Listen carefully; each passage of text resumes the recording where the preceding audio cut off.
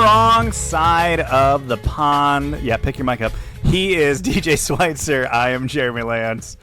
What up? It's another week.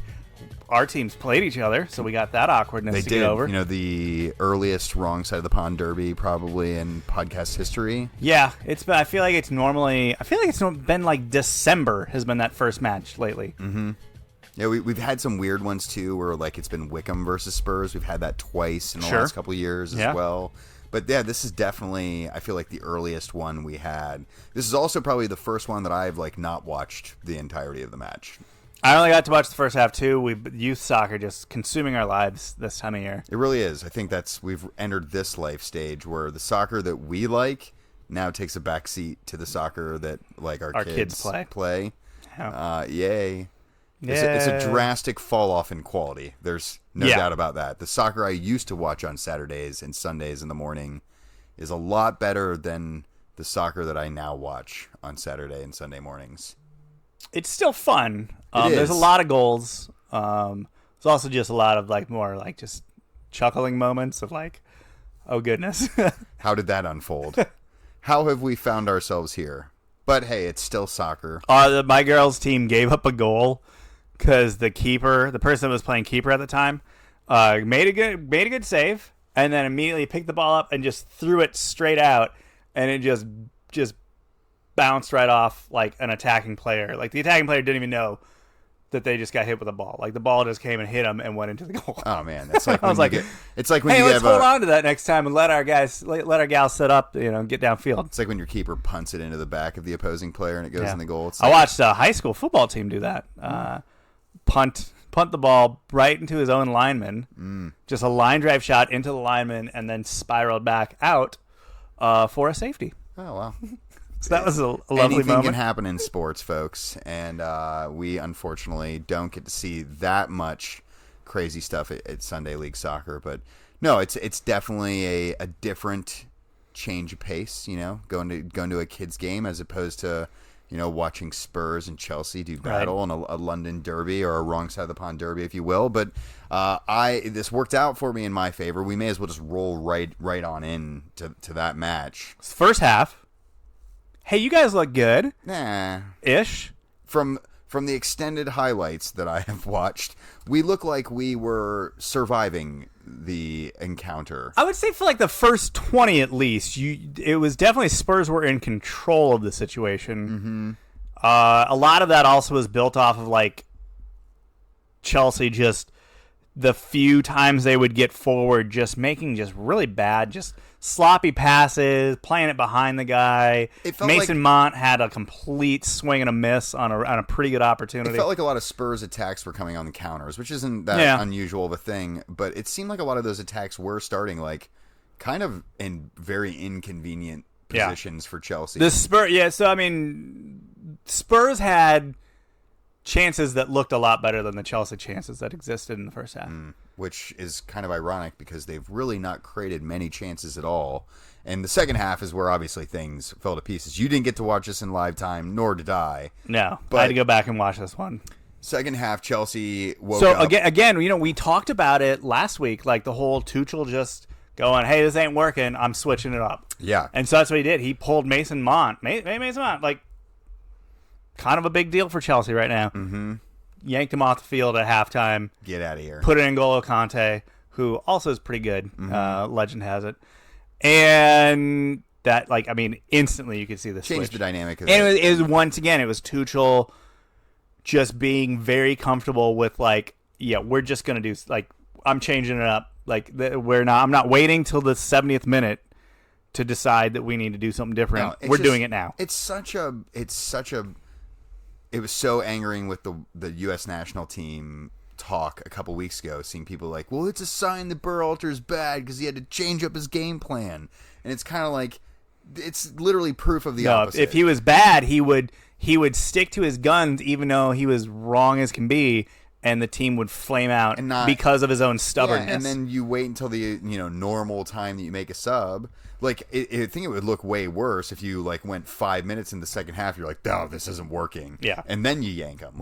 How did you not know it wasn't working already? Like, the first 45 minutes weren't enough evidence for you? What didn't tell you Yeah, that? and it's not to say, too, that Tuchel or Berhalter or whomever, that the changes that they're going to make in the second half are always going to work out, right? Like, you may blow it all up and go a different direction, and it may still blow up in your face. Like, that is still in the cards.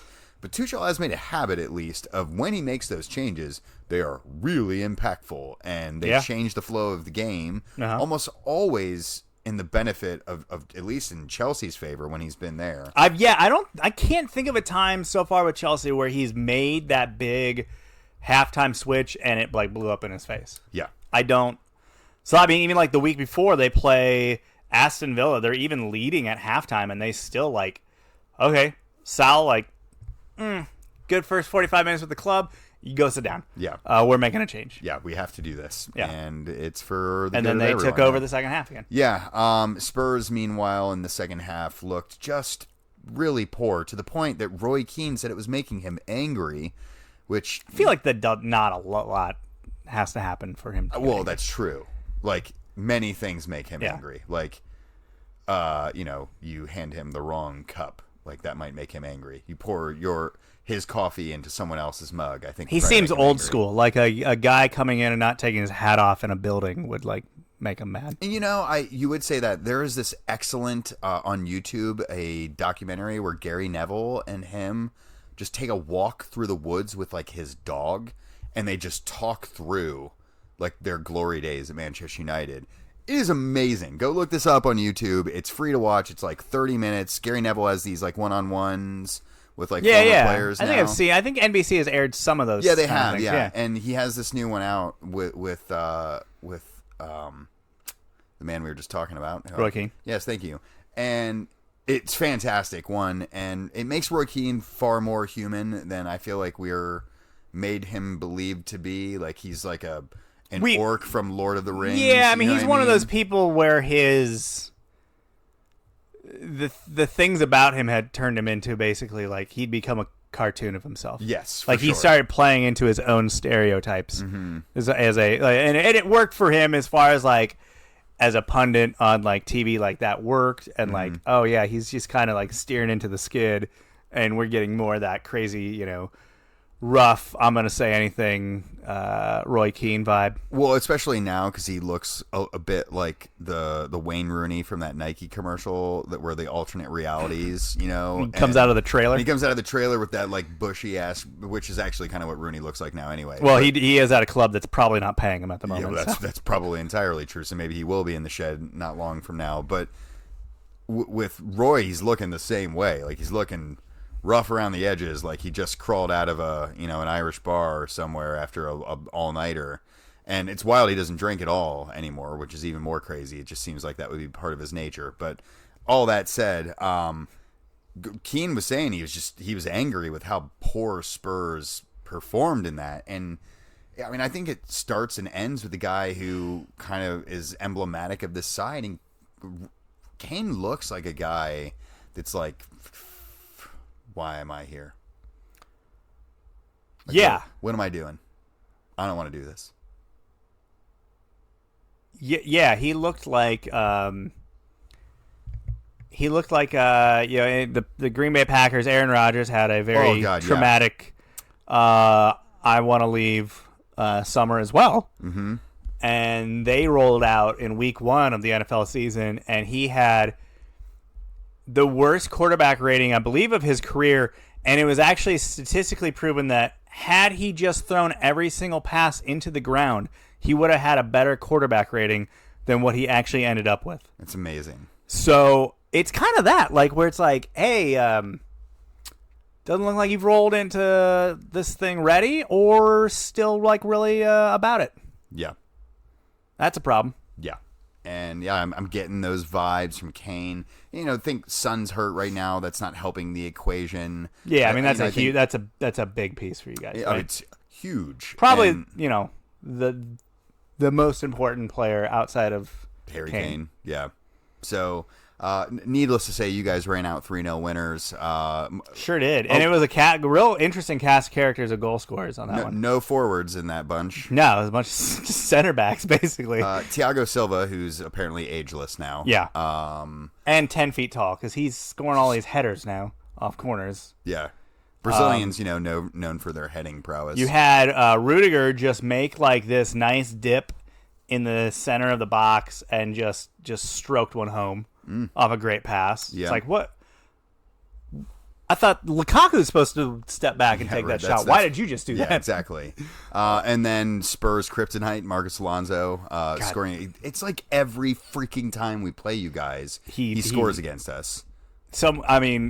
If the Wikipedia hasn't been changed to say that the owner of Spurs is Marcus Alonso, it needs to. Yeah, the internet's letting us down if that's not happened to this point. So, Chelsea looking... I mean, you guys have to unequivocally be the title favorites. I know that you're like level on everything with Liverpool. Like, literally everything. Do you understand the tie? Have you heard what the tiebreaker is of why we're in first right now? It is because it went to head because it was same points, same goals, goal differential, same goals for. So it goes to head, which was at this point a 1-1 draw. But since we were the away team, we're ahead. Because we were the away team in the head-to-head. That's incredible. How many bullet points down the tiebreak list were we there? That's like 5 or 6. That's pretty far down. We're getting close to coin flip territory. Yeah. Like really close. I mean, I had just assumed, I didn't even know that's what it was until I read about it. I had just assumed Chelsea's comes first in the alphabet, I guess, before L. Like C is before L. I mean, maybe that's why we're in first right now. That's not wrong. But also, like, what the heck? Yeah. Yeah.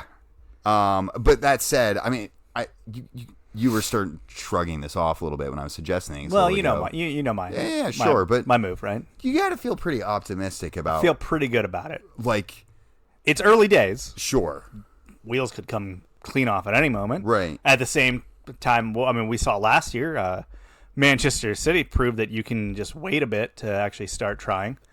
And just make a complete run. People finally learning stuff from Major League Soccer. It's the Bruce Arena way of doing things. Yeah, I can't imagine it would take anyone this long. But yeah, it's I don't know. You guys look really good, and you looked, especially in the second half, like streets ahead of Spurs. Again, I'm never comfortable saying these kind of things. Sure, but I contend that we don't have a weak spot on the team. No, there's really not. Heck, we had to play our backup keeper. Who even is that? It's Kepa. Oh yeah, how about that? Still trying to sell that guy. Well, it turns out when you offer people insane contracts that they're kind of difficult to get rid of when you no longer like them. He is the Dogecoin of keepers. Apt comparison. Let's transition over. We're talking about Liverpool. Let's talk now a little bit about them. They obviously get 3-0 win over a pretty rollable opponent. Except for you guys. Well, I was gonna say rollable. But what was the score when you guys played? Listen, also the same rollable scoreline. But 3-0 win over Crystal Palace. They sit level, as we've been talking about, with you guys on top of the table, just behind you, obviously, on away results, apparently. Yeah. But all that said, Liverpool, they have looked good, and I feel like no one's really talking about them, specifically in this title contender sense. Yeah. Because the only team that they've played of any note is you guys. Yeah. And it was a draw at their place. And they played most of the match with a man advantage. Yes. And we had the lead up until that moment. Yeah. Because that was a penalty that they then scored, and then had an entire half of football to score again, and couldn't do it. In fact, Chelsea actually at many points in that looked like the more likely team to score. Well, I mean, but you look through this roster or their results so far: Norwich City, Burnley, the Chelsea match. So obviously. two teams that are almost certainly getting relegated. Yes, right. Also, two teams that lost a combined 10-0 to City. Yeah, there you go. Leeds United, a side recently promoted, also not known for their a side that has not looked great this season, and a side that is at the moment kind of been a victim of their own, like we're just gonna come running at you, sure, mentality. Yeah, and then obviously the aforementioned Palace match too. So it's just it's a weak lineup, and I know things are going to get tougher for them. They've got City here in a couple weeks. Well, but Chelsea is the opposite, right? Yeah, like Chelsea has played Spurs, Chelsea has played Liverpool, Chelsea has played. Okay, I guess I'm going to say Arsenal, but I guess I don't know how much that is really worth anything. And they're going to play City on Saturday. Yeah. So you guys are getting it all out of the way. If they come out of that match with a result, it's hard to go, well, I don't know if there's enough tape on them being good enough. Like that, they've played some good teams. I think the evidence will have been in at that point. And Liverpool, they've got United that's coming here at the end of October. They also have a couple tricky Champions League games that are in the offings for them, and I know you guys have those to deal with as well. But I don't feel like the case is as strong for them. Not that they're not playing well, because they clearly are. But if I'm having to stack them right now, I kind of feel like you guys are sitting on top of that pile. Yeah, and I think the other thing with Liverpool, there's still that lingering feeling of what happened last year of like, hey, if one of these big pieces for them goes down, like, is there the depth there to make them,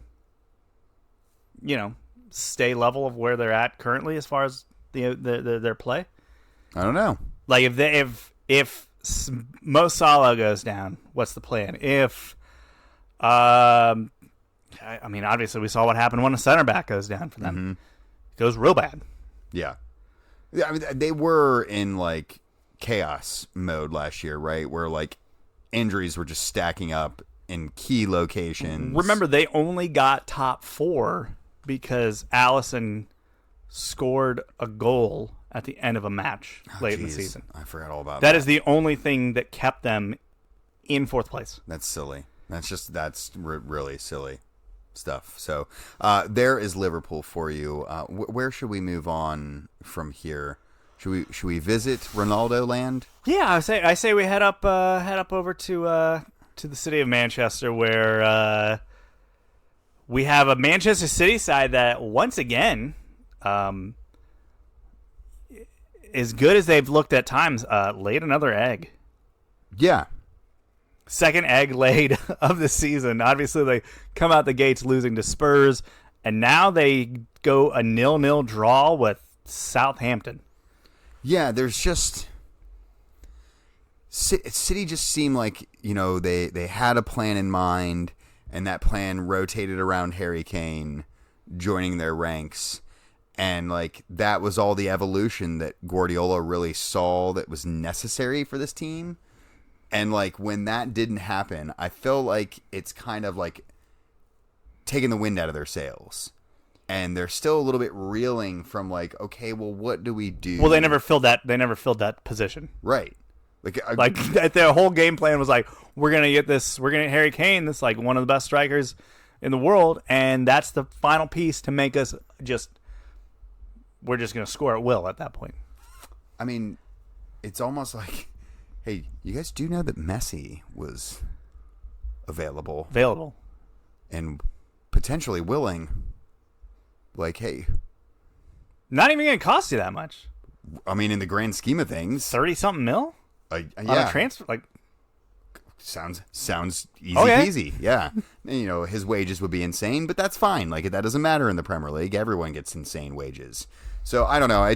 They seem a team that doesn't know exactly what direction they're pointing at the moment, right? And yeah, and then but I mean, if you look at their results right now, and they played Norwich and they played Arsenal and blew both those teams out.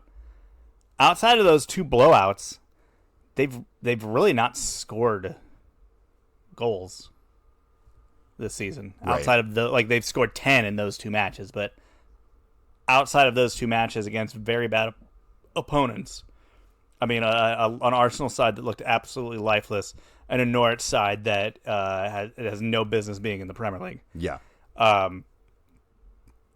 Outside of that, you have matches where they did not really have that bite that they've had in the past. Yeah. I think it's going to be some games where they're high firing. Sure. Had it today. Yeah. Against Wickham. That was unfortunate. Yeah, it started well for the Chair Boys. Hey, those first 20, as Gareth Ainsworth said in his post-match comments, the first 22 minutes were magical. After that, things got... Everything after that...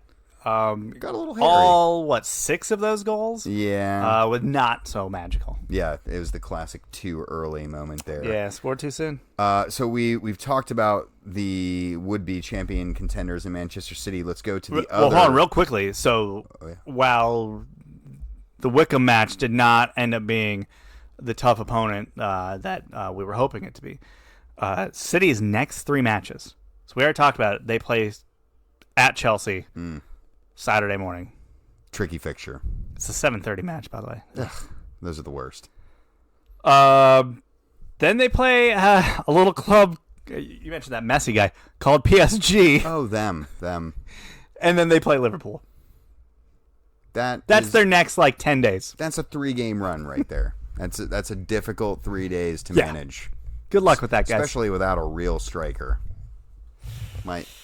Might be helpful. Have fun with all of that.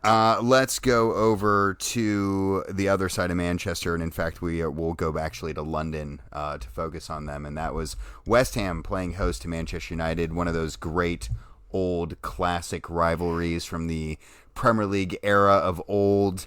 And West Ham are a decent side this year. United have all this optimism surrounding them, and we ended up having this really fun, dramatic game, especially, Mikel Antonio was suspended for this match. Right.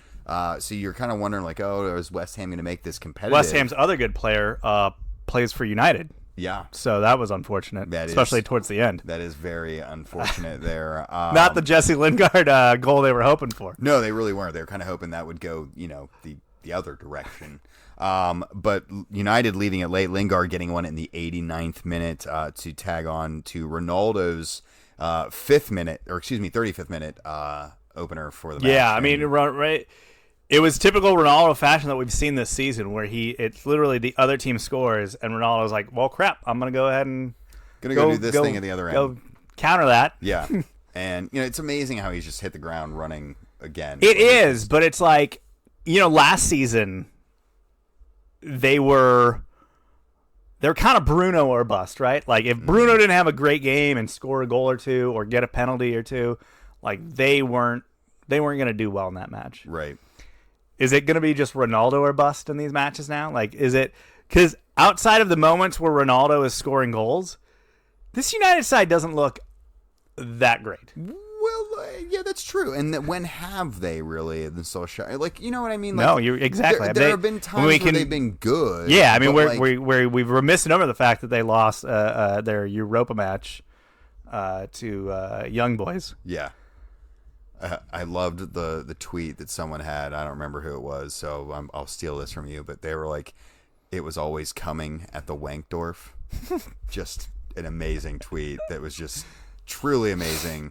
The Wankdorf puns are always great whenever anyone plays away at Young Boys. You literally can't do that any better. Although there's that guy. Oh gosh, I forget the guy's last name. There's a guy in the Netherlands who actually is a decent player. And his first name is Jizz. Oh, too much. And I mean, did he play for Young Boys signing at the Wankdorf or no? That's what I'm saying. That's a transfer that just needs to happen. It's written in the stars. Yeah, right. Please get these things all together.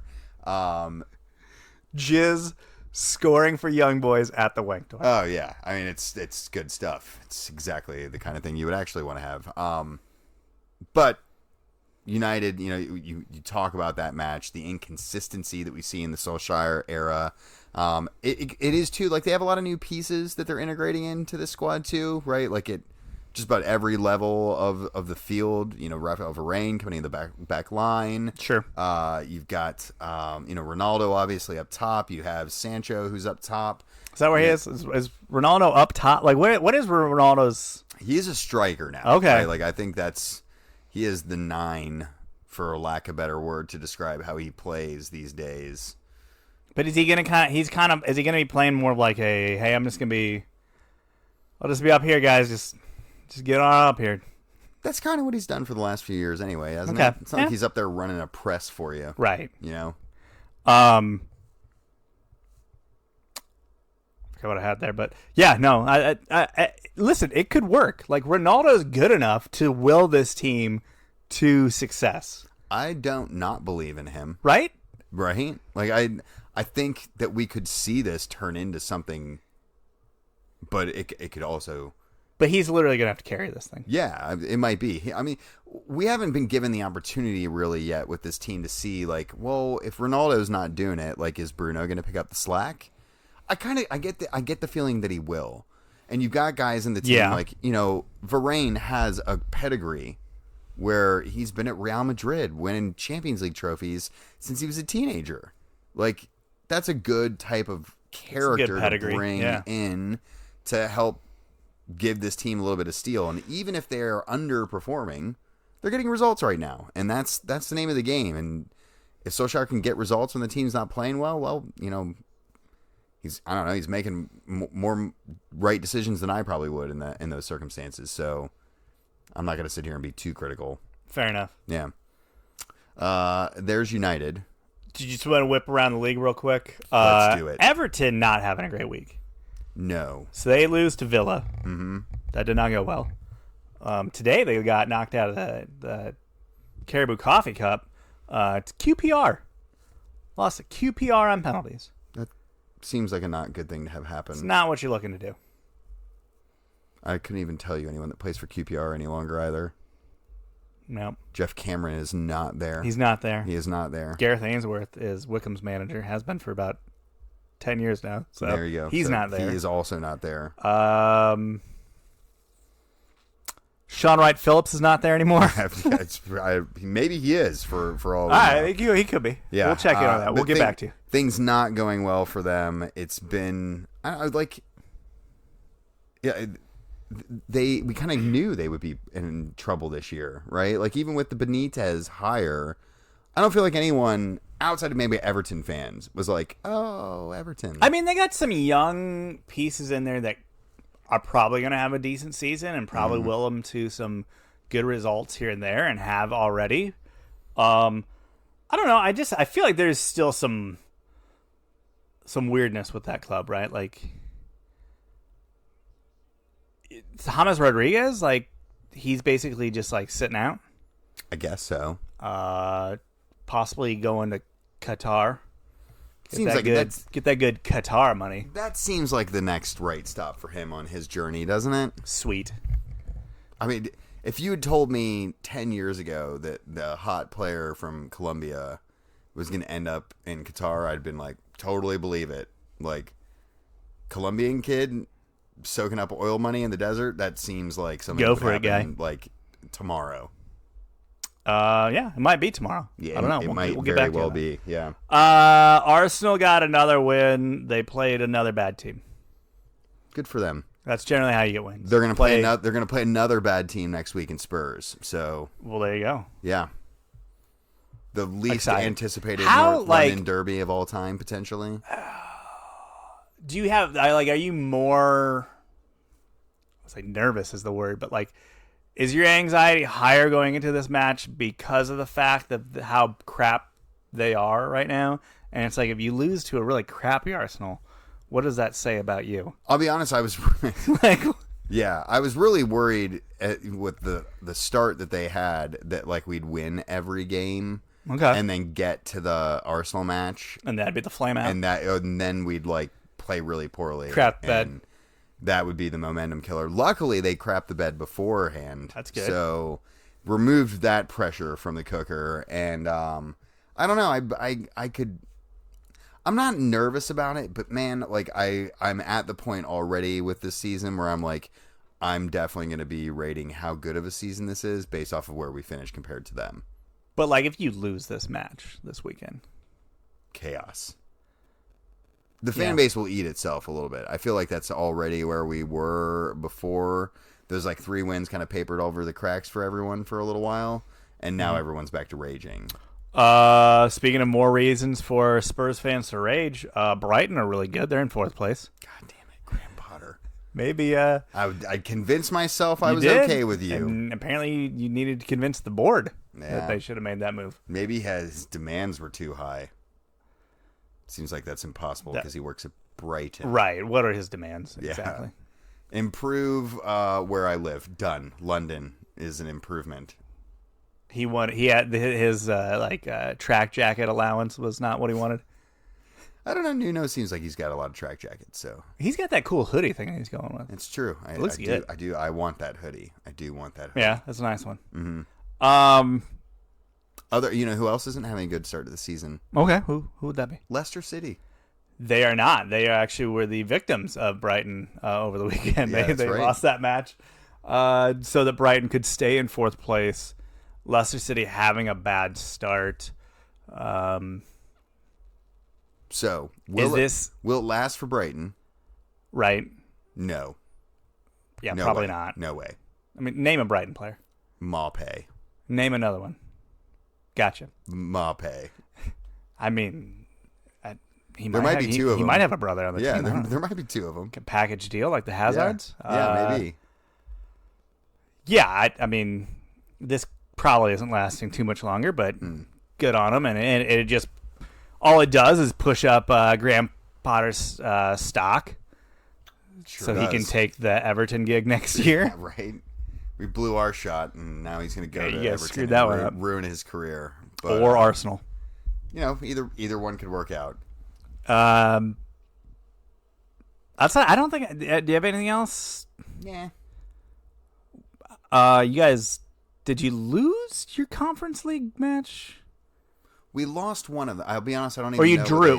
Was it a draw? I think we drew. I'm pretty sure I watched it because my coworker put it on at the office. And I remember cackling a few times when they went down in that match. But, yeah, I mean, it's a very Tottenham-y thing to do. What? Is it like the Caribou Coffee Cup where it's just like it's more important to not lose than it is really to win? Yeah, I think it's definitely that. Because, I mean, there's like winning gets you what, a Europa spot? Who Who cares? cares? In this Europa Conference League that are like, this is made up. Like You're not a real team. Like, if you were to play this team, like, I don't think some of these teams even exist in FIFA. Like, they're not even selectable their leagues options. Are not in the game. They're not even. They're like teams that don't even show up in like the rest of the world category that's available for team selection out there. Fair enough, yeah. And I feel like if you're losing to teams that people haven't even heard of before, like it's Lashkirk FC. Yeah, that's made up, right? Like these are teams that like when you don't have a license to have actual teams. A Northosis. Yeah, these aren't even real teams. Zoria. Like I could just be making sounds here. I don't. Yeah. Or their names of clubs. Randers FC. I've actually heard of Randers. What is a Rander? I can make a lot of jokes that people wouldn't understand. The Lincoln Red Imps. That's a great name right there, though. I mean, I feel like they've just ripped off Lincoln City, though. Oh, Lincoln City are also the Imps. I think they are, yeah.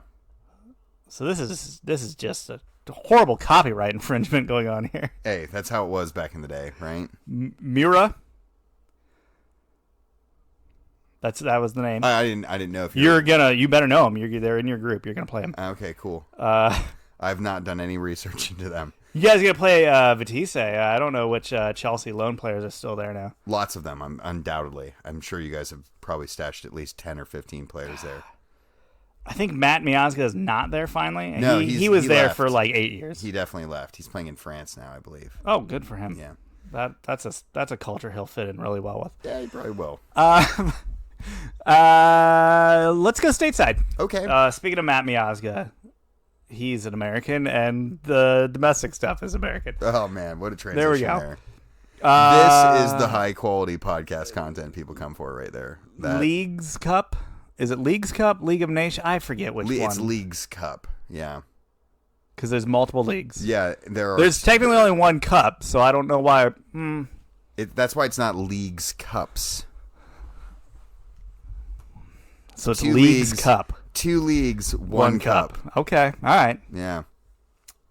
Got to shoehorn that one in there. All right. It's technically 3 leagues, though, right? No, it's just 2. Is Canada not?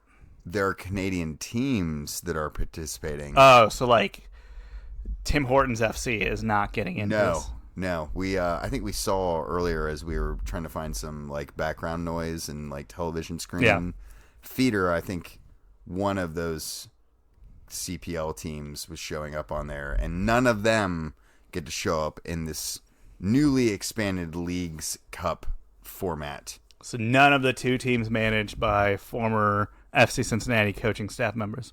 Correct. Well, then I don't know if I'm interested. I mean, there are a lot of people that aren't interested in this for lots of reasons. So this was announced today. Yeah, if you're naive to this at this point, consider yourself fortunate in a way.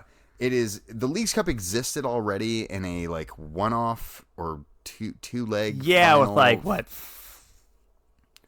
Or was it 14? 14? Yeah, I don't know. It was, right? It wasn't very many. Not many. And it was just between like the top teams in MLS and the top teams in Liga MX. And no one cared about it. Like, no one cared. Right. And it's also confusing because there's also the Campeones Cup, which that's a one-off game. Or maybe that's 2 legs. I don't know. That one's just like semifinal and final, right? I think it's just like a one-off. Like it's a final. Oh, okay. I don't even know, and that's why this is stupid. This is a problem. This is why this is like ongoing. By the way, this is not replacing the CONCACAF Champions League, which is still its own thing, and the true like North American Championship, if we're really trying to get down to it. But this new league is all MLS teams, all Liga MX teams. Yay! And it's World Cup format. So like group stage, knockout round. And they're going to take a whole damn month off in the summer. At least from the MLS schedule, because that's not exactly how Liga MX. Right. They kind of already have. They have a Clausura and Apertura, right? And so they basically already have most of like June and July off. And I don't know if you know anything about Mexico, but in the summer, bit toasty. June and July are really warm there. Like, too warm to be playing sports games. Well, we'll counterbalance that by having the MLS team start their season in February. Oh, cool. And Minnesota United can host a match in like a blizzard. They've done that before. They have. Yeah, I think that was their first match ever. I think it was actually. Back when they were still playing at Gopher Stadium. Gophers, yeah. So, why would you not put a roof on that, guys? Oh, they're a lot of fun. Looked like you spent a good amount of money. Go ahead and spend a little bit more and put a roof on that. You're in Minnesota. Go ahead and get it inside. No one wants to sit out there in that. No. Nobody's doing it. But the Leagues Cup is a thing now. Okay. Dumb. Well, will be a thing in 2023. Yes, so. I suppose that's true. Is it dumb? Yes. Will I watch it? Also, yes. Also, yes. Yeah.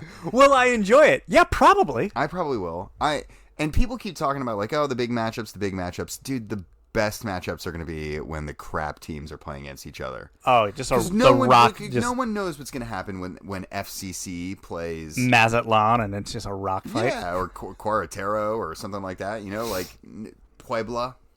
Like there's Chicago Fire versus Puebla. Give it to me. Like that stadium, the Soldier Field is going to burn to the ground. It really will. I've been to double headers with Mexican League teams, and it has been insanity at Soldier Field. True insanity. Like literally things on fire outside the stadium. All That's that fine. said, the Bears are threatening to go to the suburbs anyway, so we don't need Soldier Field to survive this. It's fine. It's been through 2 wars or something. Yeah, it'll make it. Yeah, it survived wars. Soldiers live there.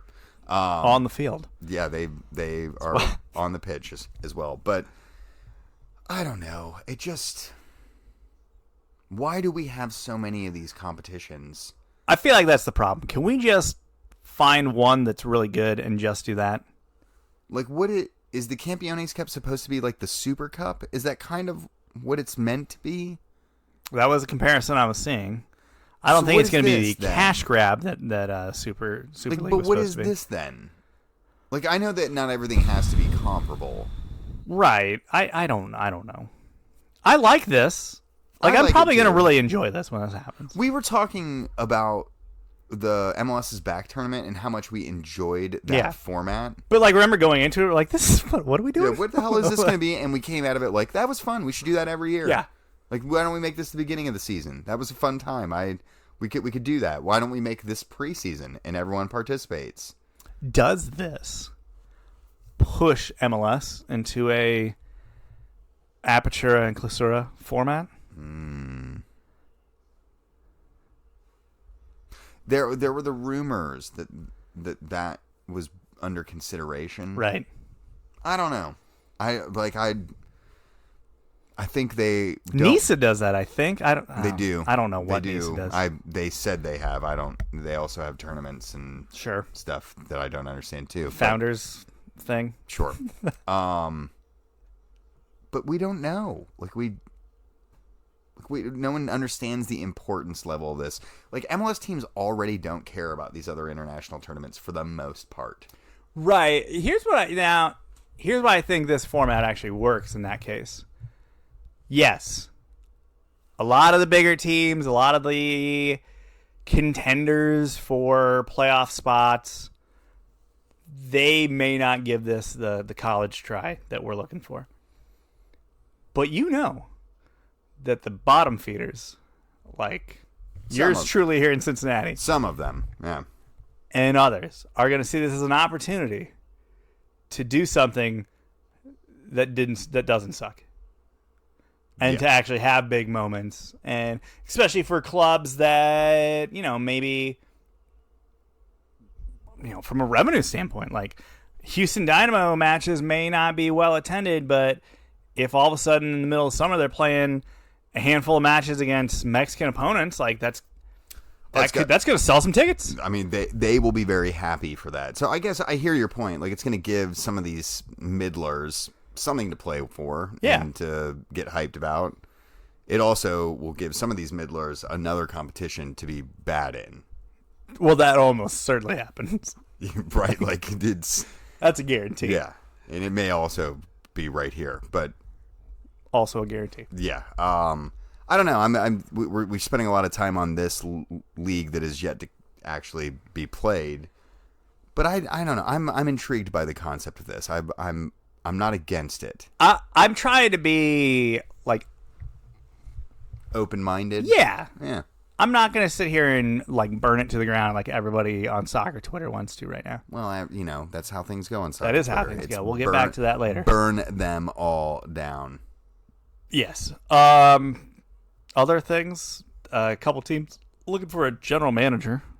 Yeah, FCC obviously in the midst of all of that discussions. Jeff Reuter bringing up today that Philadelphia Union's technical director Chris Albright, former men's national team player, 14-year MLS veteran, is in the mix and potentially, we were talking about this earlier, maybe in advanced discussions. That's what I thought the article said. Yeah. Yeah.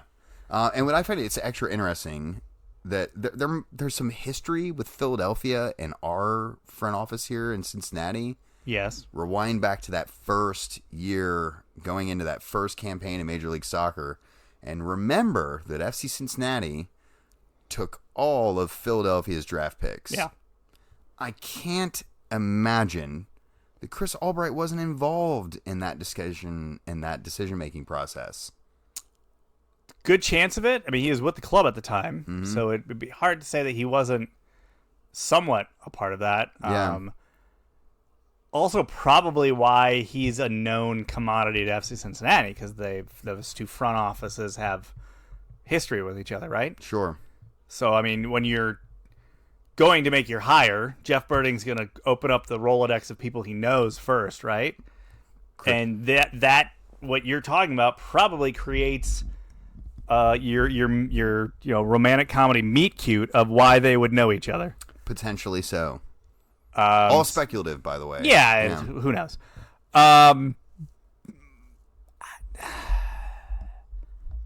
They got to get this one right. They can't. And by they, I of course just mean Jeff, because he's the one ultimately making the call. I'd imagine. I'm sure he's getting some input from other places, but sure. The buck stops with him. He's the president of the club. Right? I would think that if this one doesn't work out, there's really no one else left to blame here. Yeah, you're running out of options there. And, I'd love to pump some optimism into FCC fan sales. But I just, and look, Chris Albright has done a good job in Philadelphia. There's, Brian Bliss's name has been mentioned. I would say Albright, though, is, and we kind of talked about this beforehand, like he's working on a different model, though, right? Like, FC Cincinnati is not, like, their road to success is not bringing up these crazy hot prospects from the academy. No. Which is how Philly has, a lot of their success has come from that. Yeah, they have. They've also done some really good buying and been smart about their acquisitions. Yeah, some good buying. They also had Blanco or whatever that was just terrible. Oh yeah, but I mean, you'll see like El Sino, who's been a good arrival for them. They've negotiated and navigated the domestic. Sorry, Fabian is what I was saying. Fabian. Yeah.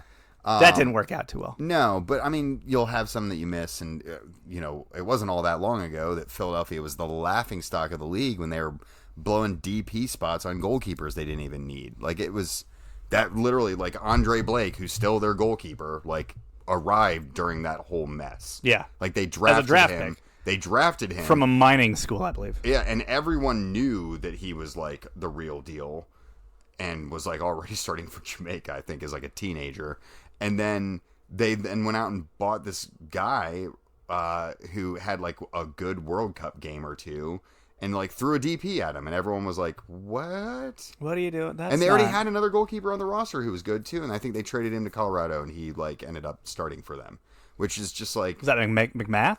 It was Zach McMath. So like just for another national team player, right? Like it just. But all that said, I think the idea behind hiring an Albright is that if FCC's academy comes good in a couple years, there will be people at the helm that would be willing to dip into that pool of players. Sure. And that the hope, I think, would be in the interim. I would say, yeah, that's the problem, is like in the interim, they have to also make things happen. But that's how it would be regardless of who you hired in, right? Like, you can't like hire a GM in and then like tomorrow he craps out a good youth team prospect. You know what I mean? But like, this GM's going to be responsible for keeping that wave of hopeful talent coming through the academy, and also getting the right picks in the interim to get them to the point where the academy is then supplying them with first-team players at a cheaper rate than they would have otherwise. Also has to untangle the current mess. Well, that's, that's the whole other elephant in the room that literally can't ever get ushered out of the room because it's tangled in that mess. That's a problem. It is. So, I don't know. Both these names that we've mentioned tonight, I think, would be potentially good. We don't know. Neither one of them had this specific role, but someone like Brian Bliss, was involved with the Crew, 15 years ago, and knows the game really well, and has been heavily involved in the success that they have had out in Kansas City. So, like, I think these are better hires than the ones that we were talking about last time. Yeah, because they've actually heard of MLS before, so that helps. And we're showed a passing interest in the league. Yeah, that working in it. Good things. Yeah. Did you have anything else? Any other domestic things to talk about? Seattle are like the only really good team, along with New England, it seems like, and then everyone else are trying to figure out if they're good. So we'll just go MLS Cup now. Just don't worry about anything else. There's your final right there. Seattle versus New England, the battle of NFL stadiums. Now, I mean, Atlanta United, get your rubber infill ready. Yeah, Atlanta United seem to like be finding their feet a little bit. Yeah, again. they're back to winning ways and to looking dominant. Mm-hmm. Which is good, right? Like, I think ultimately, it's good for the league. Yeah. Yeah, ultimately, you want the bigger profile clubs to actually be successful. Sure. Because if they're crap in the bed, then that makes all those national broadcasts that were lined up with those teams, those make those bad. Those make those have no buzz, and then people that are MLS curious, if you will, not interested. Yeah, but I think MLS is. We're hitting the point of the year where MLS is actually like kind of enjoyable. Yeah. For like neutral perspectives, like so much of the season is pointless. It's a bit long. Now we're to the point where like maybe that's why the league is totally okay with just cutting an entire month out to just play another tournament. That potentially could be a very good reason as to why they keep inventing new competitions. I think that's pretty much everything I had on the domestic front for the time being. Winners and wankers. Winners and wankers time. Give me your most depressing thing from the last week in the world of soccer. I had a couple options here. I'm going to go with FC Cincinnati TV. Okay. Or FCC TV, I believe it's called. On the sponsored internet. Sponsored by Kroger. Okay. Sorry, Kroger's. Yeah, say that the right Cincinnati say it the local way. Yeah. Kroger's. It is the new streaming platform for FC Cincinnati. Now, if you have any history of how this club has operated in that regard, since moving to MLS, they had previously been with Flow TV, Flow Sports. Flow Sports, yeah. Known for exorbitant prices, marching band competitions, badminton matches. You didn't get any of these in your subscription, by the way. No. Yeah. Each thing is its own thing. Yeah. So if you got like the the Flow FC, that gave you access to FC Cincinnati matches and nothing. Nothing else. Yeah. Nothing else. That was it. Like maybe 3 Division II colleges. Yeah. You watch a high school game in Kansas. Sure. I don't know. And that was like $30 a month or something, and just incredibly outrageous. Yes. Yeah, it was outrageous. Like what? Who? I'm not even paying $30 a month for streaming services I actually use, let alone ones that I'm going to watch like a match a week on. Yeah, I mean, I steal $30 worth of streaming services a month from my friends and family members who have, those particular passwords. I mean, Peacock has the loop, has the Premier League loop that we're watching here. It's the best. This is what, $5? Yeah. And I'm also getting every episode of The Office. Score. And Saturday Night Live and Premier League matches. But hey, let's pay $30 for just one team. For just one team's matches, who only play once a week. So after a year of that, FCC saw the light and was like, we can't do this again. So just put it on the website. They just put it on their website, which is, I guess, good. And it's had its ups and downs. Yeah, it was working. I felt like it was working fine. I had no problems. Recently, they made some sort of switch. It got rebranded as FC TV, and there's like other just like buttons to press on the side. Like, hey, while you're watching this, do you want to like buy some gear or something? And it just became it has now become a non-functioning product, much like their on-field product. It doesn't work. Much like many poorly put together of the things that they're pitching to us. The merch is about the only thing that they're like doing all right in, and there's just some precipitous information that's we'll see just that because will like Adidas runs that, right? Kind of, but there's some other hairiness that will. Anyway, yay! Yeah, this club is just finding new and unique ways to disappoint, and this is one of them. May as well get the stream back. This past week's match, the stream basically didn't work for the majority of the first half. Cool. Second half, it was in and out. So like the goal, the penalty for NYCFC, didn't see it. Didn't see what led to it. Didn't see the actual penalty. That was all just. What? You don't need to see those. That things. Was all not available. Look, they would just make you mad. So. And you're asking probably like, well, why aren't you just watching it on your TV? Oh, why aren't you just doing that? Because YouTube TV. Because because it's a streaming service. FCC TV has exclusive streaming rights, And so your Sling TV, your DirecTV Now, your YouTube TV, your Fubo or something, all of those, you get nothing. You're blacked out. So annoying, even though those are technically your cable options. Right. So kind of an archaic way of looking at streaming, but hey, here we are. Here we are indeed. Honorable mention, though, to soccer Twitter just for being insufferable and stupid. We could really make that be it like every week. Yeah, I mean, I'm gonna give out my winner, and like on the back end of that will also be kind of a bitch slap, little explainer on that one. Cool. Let's get there here in a minute. I'm gonna do a really simple one. Arsene Wenger, what the hell are you doing, pushing this 2-year World Cup nonsense down everyone's throat? Was he not one of the coaches that complained the most about how they were stretching players thin? He complained a lot about that stuff about. And now too many matches, congested schedules. Who the hell is asking for this? According to a bogus, totally not doctored at all survey that they put together, the fans are. Like where? In where the fans are at. Oh, okay. Yeah, we went to fan places. We went to the fan place, and they were all like, "Give us a World Cup every 2 years." More. Yeah. I don't need to elaborate on this. It's such a bad idea. It's so bad. I feel like where we're at right now, like you're almost at the point right now between like Euros and Gold Cup and all the stuff that's like, do we even space it out more than what we currently have? Like, do we need to go kind of 8 intense years now? in between these things? Yeah.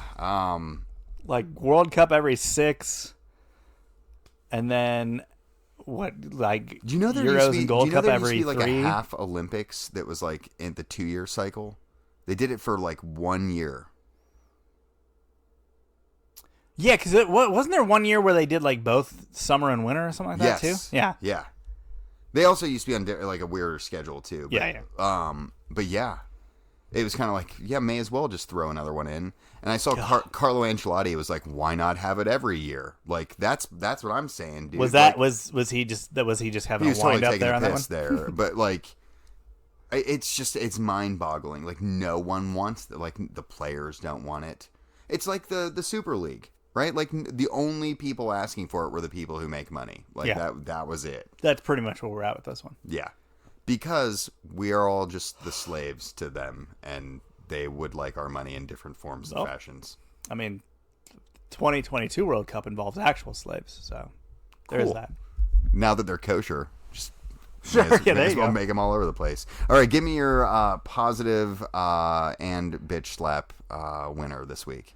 My winner this week goes to Ted Lasso, winner of 7 Emmys, including Best Comedy Series, Best Lead Actor in a Comedy Series, Best Supporting Actress and Actor in a Comedy Series, and then some other ones that I don't know if they made the broadcast. I don't remember seeing them, but I was told 7. They won 7. Mm-hmm.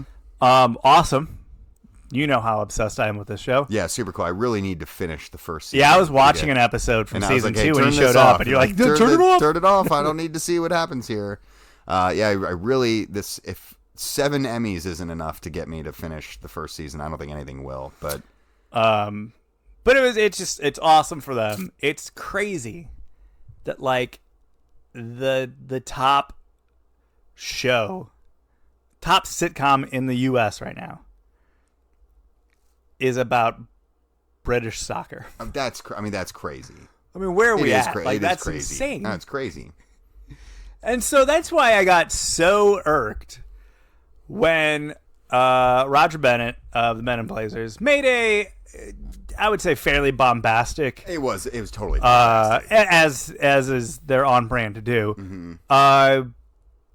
Tweet about how Jason Sudeikis and Ted Lasso has done more for soccer in America than, whatever. And everybody in soccer Twitter lost their mind. Yeah. Lost their absolute mind. Which they're apt to do. But I felt like this was a universal. Yeah, sure. There was a lot of people. You know, me, I don't watch like TV really, Right. so like I was not watching. You're the only person, you're the only human I know that doesn't have a Netflix account. Yes, and we like, you know, the Emmys. I knew it was on. Sure. I saw Twitter talking about Ted Lasso a bunch and winning a bunch, so I knew like what was happening in that realm. Okay. And all that said, like the way that soccer Twitter lost its mind, like, was just.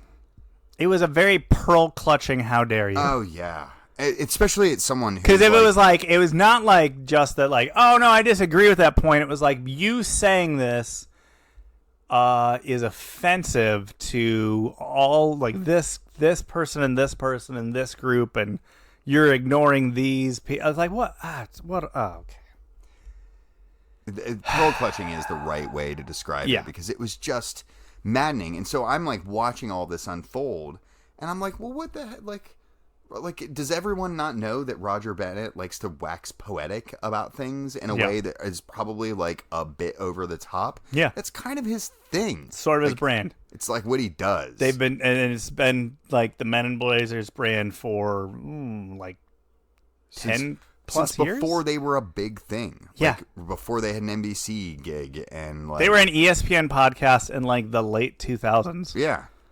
And like called Off the Ball. Yeah, and they like totally have turned that brand into their thing, and everyone is like now shocked that Roger Bennett would say something that was like a bit over the top. Now there is a sect of soccer Twitter that has always been anti Men in Blazers because they like to have fun and be tongue in cheek and to be a little goofy and a little like, you know, hardy har har about just soccer. how American soccer operates. Oh, totally. And like, if you can't, well, I think too, like, we're so conditioned to like having to laugh at soccer. Yeah. Because like it's a defense mechanism, especially if you grew up in the 90s liking it.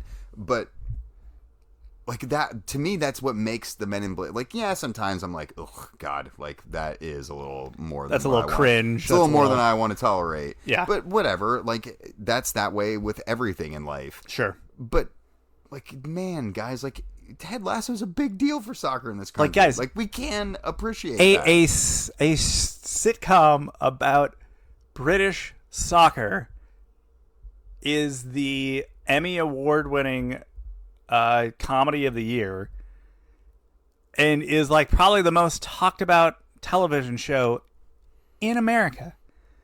Everyone's talking about Ted Lasso. Yeah. You know who loves Ted Lasso? My mom. Your mom. You know who gets mad when I turn soccer on at their house? My mom. Yeah. It's just it truly is amazing that we would get the. It's like that's how you know that we like are a really terrible fan set. Exactly. You know, like we can't even like this thing that we all like. It's just like what we talked about last week when, you know, it was announced that like, hey, MLS is gonna put a semifinal MLS Cup match on Thanksgiving Day, and people were like got mad about it. It's like, guys, these are good. This is good news. You're getting mad about good news. That's not how this works. Like why are you mad about this? Yeah, this is not how we do this. This can't be this way. We don't need to do this about everything. Like we don't. Yeah, we can't. This does not need to be us. I don't have the energy to have this much moral outrage about a TV show. There are so many things. A comment about a TV show. There are so many things in this world to be outraged about and to put your efforts into. This is not one of them. Oh, it's like just, not even on the list. It's just too much. I really don't. I'm running out of time for this in my life. Yeah. Your winner. Take us out on a high note. Otherwise, we're screwed. Well, we usually are screwed. Ah, jeez. Yeah, it actually isn't a high note. My winner is actually someone who's died, but his contributions, I think, are really overlooked, especially for younger generations.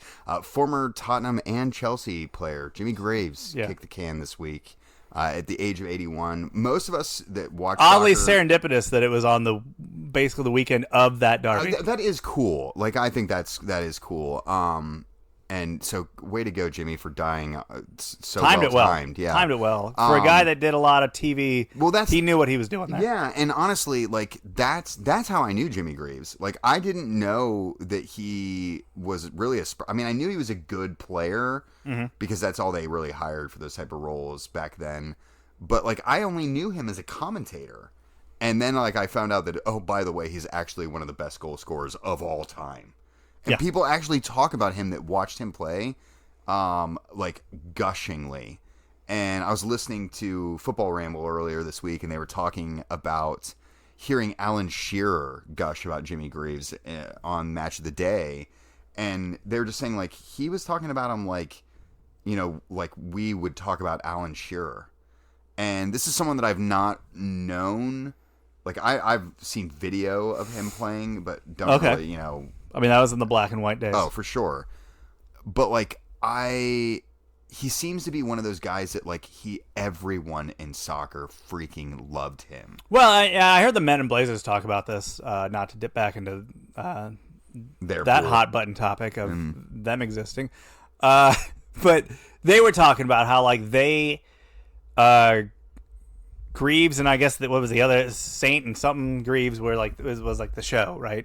Yeah, and like they revolutionized like soccer commentary in the UK because before it was very dry and drab and just just two guys just kind of just it's like droning on, English newsreel reading. Yeah. You know what I mean? Like droning on in a very matter-of-fact way. And the Germans dropped the bombs on London, and there were many deaths. And it was them that ushered in, like, we're gonna enjoy this because that's how sports work, guys. Is like you're supposed to enjoy it, and, like have fun. Yeah, and Jimmy Graves, what they were too, doing. like he was for a player who was so good and so influential. Like you would have never known that he was a guy that was like the Ronaldo of his day. Like that was just not something that you would have ever taken from his character. So there's a saying that Jimmy Greaves is the fabric of football, and to me, and in certain respects, like that I knew him as like this cool commentator before I even knew that he was like one of my team's greatest ever players is a testament to that, and that's why I'm giving it to Jimmy this week because that's just a cool, good stuff, a cool little ode to his greatness. So that's it for this week's show. I will hopefully publish it in the next day or so. No promises, but we'll see. Yeah, I'll be at the Ryder Cup. I won't be able to listen. That's fine. Not camping, right? Yeah. I'm glad I'm not camping. We got a hotel because I'm not going to. Camping in Wisconsin in the early fall, I was getting a little cold. You're going to have to bring 2 sleeping bags. Yes. Yeah, you may even have to do that. That would have been rough. But yeah, I'll be hanging out in Wisconsin at the Ryder Cup the rest of this week, hopefully. Have some cheese curds for me. Oh, trust me, that'll happen. Probably before you leave Ohio. I mean, my family doesn't live in Wisconsin anymore, so this is like a rare trip back to the motherland. So I gotta get my money's worth. Listen, if you don't come back next week with New Glarus, there's going to be some anger. Okay, put it on the list. Yeah, we'll make it happen. All right, talk to you soon, folks. Bye.